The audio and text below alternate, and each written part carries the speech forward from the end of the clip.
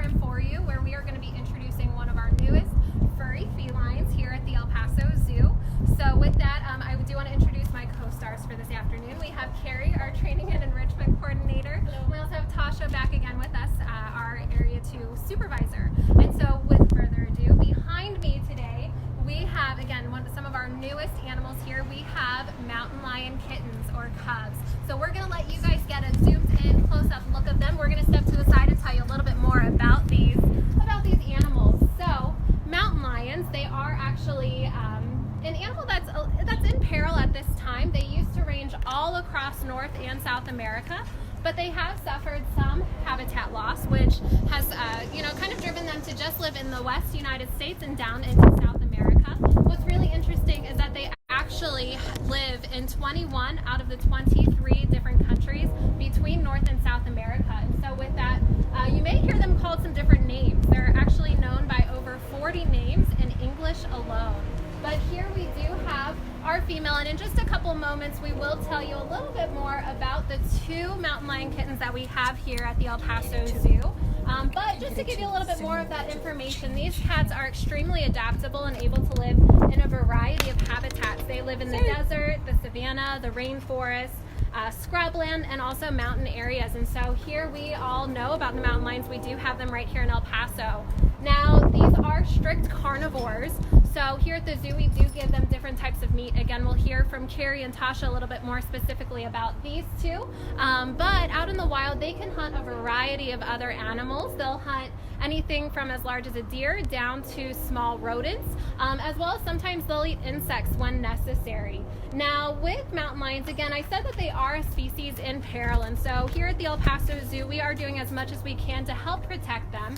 And so earlier this year, the zoo did join the Mountain Lion Foundation.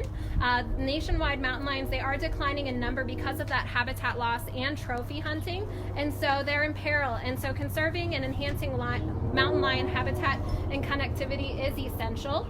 There's a need to know more about them. We want to know more about their behavior, their ecology, and of course the value of mountain lions. And so in addition to collaborating with organizations like the Greater Big Bend Coalition and sponsoring a Chihuahuan Desert Conference here at the zoo last November, the El Paso Zoo is also supporting the work of Borderlands Research Institute at Sul Ross State University. We're actually going to be posting on our blog a video where you can see a little bit more about their research, so visit us at elpasozoo.home.blog so you can see that direct link to that video. But with that, I am going to turn it over to Carrie and Tasha to tell us a little bit more. I know we can only see one of our mountain lion kittens, but we're going to tell you a little bit more about each of them. So yeah, this is Carrie. And the cat that you're seeing on the screen right now, that's the female cougar that we rescued. She came to us first via Idaho, the Fish and Game Department. She had been found up in a tree. A local dog, neighborhood dog, had chased her up into a tree. So Fish and Game went and checked it out, and with a lot of research and a lot of looking around, they found that the mom was no longer in the area. So unfortunately, she did need to find a home. And knowing that we had an open exhibit, they gave us a call and we took her in. She's been here for about 2 months now. Moved in with the male not too long ago. But when she first got here, she was in our quarantine area in our medical center. And so everything was scary to her. So I tried to come over every day and try to be that positivity for her, hang out with her, be a little bit of hand feeding her food to try to help her make her transition over here into the Chihuahuan Desert. And every day she got a little bit more outgoing. She's definitely a feisty one. She's not shy in the least, and so that's very helpful in the training. She picked up on training very, very quickly. And Tasha will tell you a little bit about the male, but she's, I think, helped him adjust a little bit better as well since they've been together. You want to take it, Tasha? Yeah, of course. This is Tasha, and I'm going to tell you a little bit about the boy who is currently MIA from the screen. He is the shy one out of the two. She definitely has a very strong personality, like what Carrie said. She does have a tendency to be stubborn, so he does follow her lead almost all the time. Sadly, he did not follow her out onto the exhibit here. But he is from Somerset, California. A man there found 3 kittens all by themselves on his property, and he did the right thing. He let them go, and he would periodically check in to see if mom came back. Unfortunately, after a little while, he actually found one of the kittens dead. And at that point in time, he contacted the proper authorities to come and take the other 2 kittens. So thankfully, the Oakland Zoo was able to take both kittens in. So shout out to Oakland. We very much appreciate you taking them in. And then within a little short time, unfortunately, his sister also passed away. So he went from having 2 siblings to no siblings, and he's very much a needy guy. He definitely is very clingy to her and relies on her very heavily. So they've been introduced together now for about 2 weeks, and he definitely shows a lot more affection towards her than she does towards him. Like I said, she's a very stubborn, independent lady. But he is very affectionate and makes a lot of happy noises. They're called chirps, and he chirps at her almost constantly whenever he can't see her to find her. And this morning we had a major breakthrough, and she actually chirped back at him for the first time. It was a very rewarding morning this morning when she walked in. We put them together during the day, and we separate them overnight. And she actually, when we opened the door, she walked right up to him, started chirping in his face, and was very excited to see him. And then he wanted to roughhouse, and she put him in his place. So he's kind of like an annoying little brother. We do believe that they're anywhere from 5 to 6 months, years of age, and she does appear to be a little bit older than him. I know you can't tell at the moment, but her spots have almost completely faded, and she no longer has blue eyes. His blue eyes have also gone, but he still has his little spots. They are starting to fade. So I do believe that he's a little bit younger than her. But thankfully, Oakland Zoo saved him, and we got the call asking if we wanted to, try and introduce the 2 of them. We, of course, said yes, and they've been a wonderful addition here at the zoo, and we're very, very thankful to have them. And he's usually very adventurous. I'm very surprised right now that he has not come outside. Yeah, so what I learned as we came over here to get ready for our sofa safari today is that it is actually nap time for them. So he's probably cozied up behind the rock work there, but luckily, as Tasha and Carrie were saying, our little girl here, she is a little bit more or less on the shy side, and so she was willing to come up here to show off for you. So I know we get lots of questions coming in during our videos, and we definitely encourage those.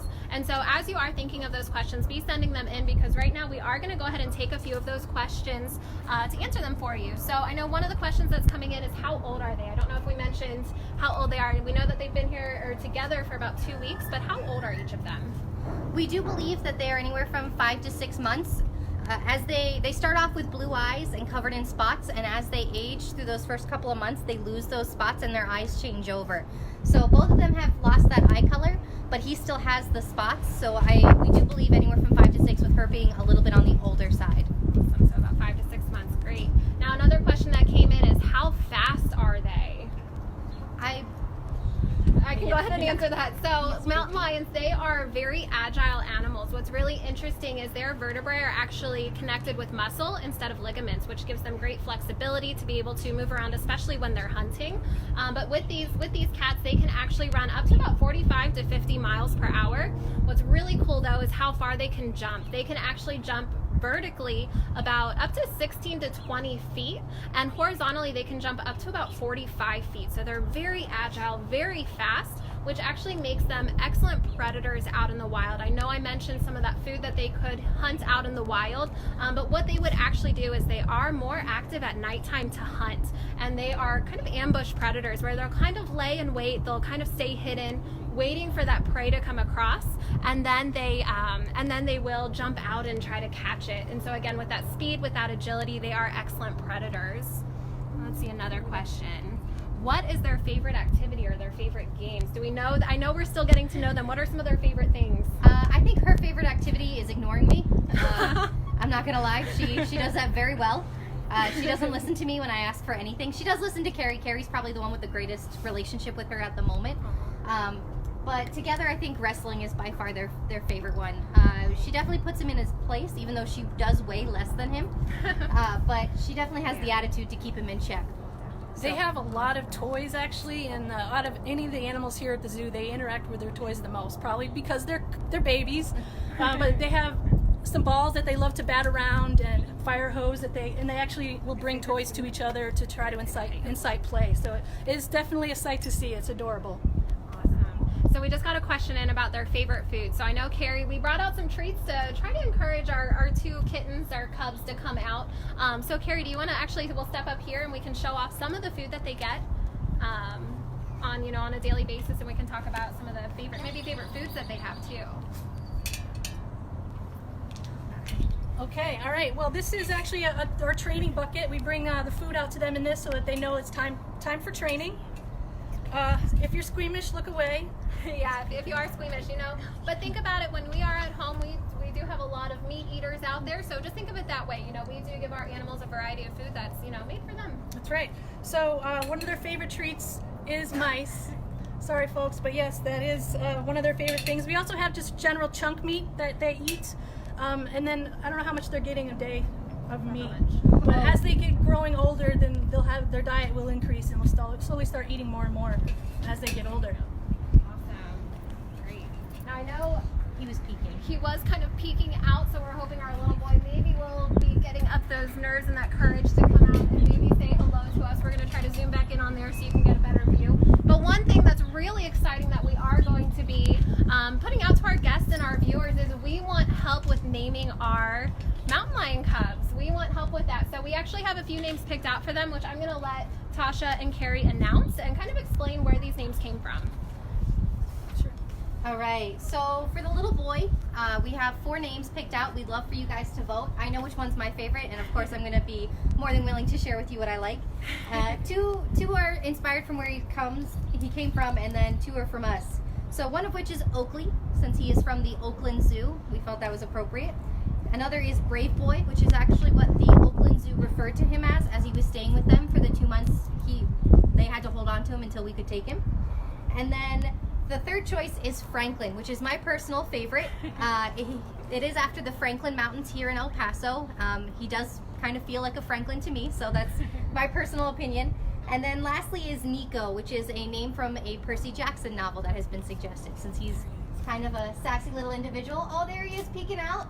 Yeah. And personally, I'm not gonna lie, I'll say it right now, he's my favorite. We have a very good bond, and he's very sweet, and he's very he trains very well for me. He actually listens to me, unlike what she does. So I will admit, I think he's a better behaved cougar kitten. Oh, and look at those little ears. Okay, and for the female, speaking of, we also have 4 names picked out for her. First is, going along with the mountain theme, Sierra Blanca, after the Sierra Blanca Mountains in New Mexico. The second name is Estrella, which of course means star in Spanish. So it could be homage to the El Paso star, or the fact that she's a diva, one or the other. The third name is Izzy, which was a team favorite from the keepers that are taking care of these guys. And the last name is Scout, because she's a sassy little girl, the character from To Kill a Mockingbird. So those are the 4 names for the girls. So what we're going to be doing is we are going to be opening up this naming contest on Facebook. We will have it open through Sunday evening, the 29th, and then we'll be announcing the chosen names on next Monday. So we have about a week for you all to submit your votes, submit your choice for your favorite name out of the 4 for each of them. I hope you guys are getting to see we have both. We have our boy peeking out just a little bit. You can see him over on the side there. He's getting a little bit more courageous here. He's climbing up around a little bit. They are excellent climbers, so we have seen them exploring.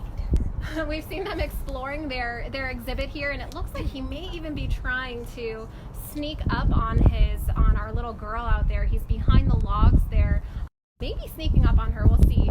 But as they are getting to know their exhibit, this is actually a great time where we can have them out in the exhibit without people around, so that they can really get comfortable with their new home, especially being outside with all these new areas to explore with their toys out there, everything like that. And so with that, I am going to start wrapping it up. Make sure to keep sending in your questions to us. We'll continue to answer those throughout the day.